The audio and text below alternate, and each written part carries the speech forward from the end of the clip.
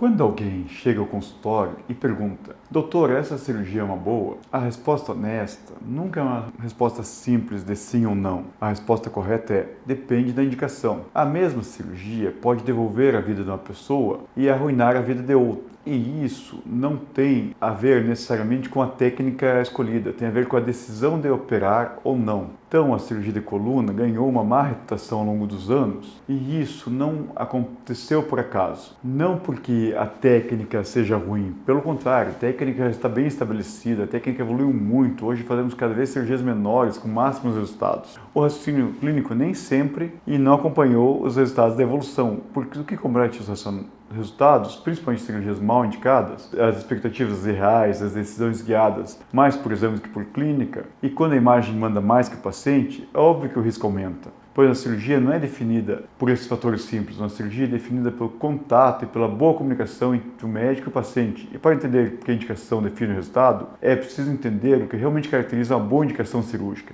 E existem alguns pilares básicos que precisam estar bem presentes antes de qualquer decisão. O primeiro é a correlação clínico-radiológica, ou seja, o exame precisa explicar o sintoma que o paciente está apresentando. Não basta existir uma simples alteração na imagem e buscar uma razão depois de ver a imagem. Imagem sem clínica é ruído, não serve para nada. Muitas pessoas têm alterações na ressonância e não têm dor alguma. Isso é especialmente verdadeiro com envelhecimento, onde a artrose é predominante. E o desafio é identificar quais dessas imagens têm relação com o sofrimento ou não do paciente. E o segundo pilar é o objetivo funcional claro. Toda cirurgia precisa responder a uma pergunta muito simples. O que realmente eu quero melhorar com isso? O que está me incomodando a ponto de dar o meu corpo para uma cirurgia? E qual a dor que eu quero aliviar? Se é a dor específica, eu preciso recuperar minha marcha, eu preciso desenvolver minha autonomia, minha qualidade de vida não está adequada? O que realmente está acontecendo? Pois cirurgia não é para melhorar o exame, é para melhorar a vida, é para melhorar a pessoa que eu estou olhando na minha frente. E quando o objetivo não está claro,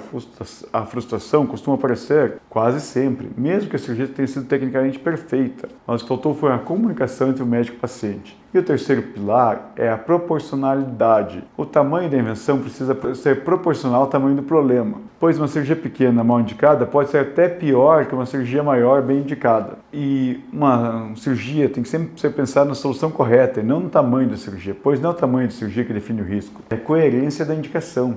E quarto pilar é o momento biológico.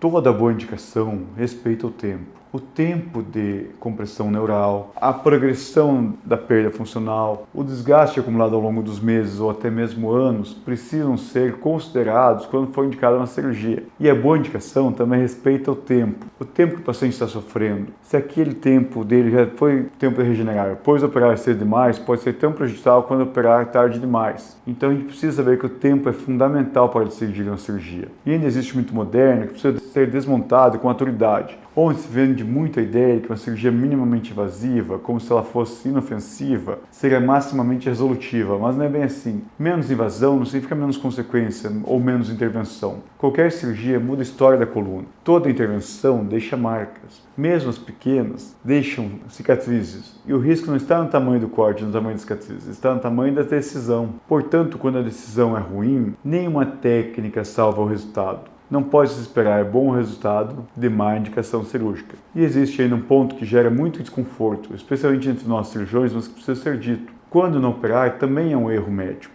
Isso é muito delicado, porém existe cirurgia feita demais e também existe a cirurgia que chega tarde demais. O medo excessivo da cirurgia, especialmente idosos, muitas vezes leva ao abandono terapêutico disfarçado de prudência. Pacientes que perdem a função, que perdem a autonomia, que perdem tempo de recuperação, esperando indefinitivamente mais uma tentativa, mais um paliativo, a próxima vez vai dar certo, é uma indicação que não operar é a decisão correta, e isso não é verdadeiro, pois toda decisão tem um custo. E aqui que aparece o papel real do cirurgião de coluna. O cirurgião de coluna responsável não é apenas um técnico que executa pedidos, ele é um médico que assume a sua responsabilidade por decisões irreversíveis, que assume o controle sobre o problema do paciente. Isso envolve ouvir com atenção, interpretar com critério, negar a cirurgia quando ela faz sentido e indicar a cirurgia quando ela é realmente necessária, mesmo quando existe um medo envolvido e um excesso de cautela da outra parte. Essa é a parte mais difícil da cirurgia e também é a mais importante. com desmistificar que uma cirurgia vai reabilitar. E para o paciente, a mensagem final precisa ser clara. Cirurgia não é vilã, cirurgia também não é salvadora. Cirurgia é indicada e necessária. E a cirurgia correta define o resultado. A técnica não corrige o erro de raciocínio. Se você entende a indicação, você entende o risco. Se você entende o risco, você vai entender qual procedimento vai te dar mais benefícios e quais limites que essa cirurgia apresenta e qual o máximo que você pode esperar sobre ela. E no próximo vídeo ainda vou falar sobre a longevidade da coluna.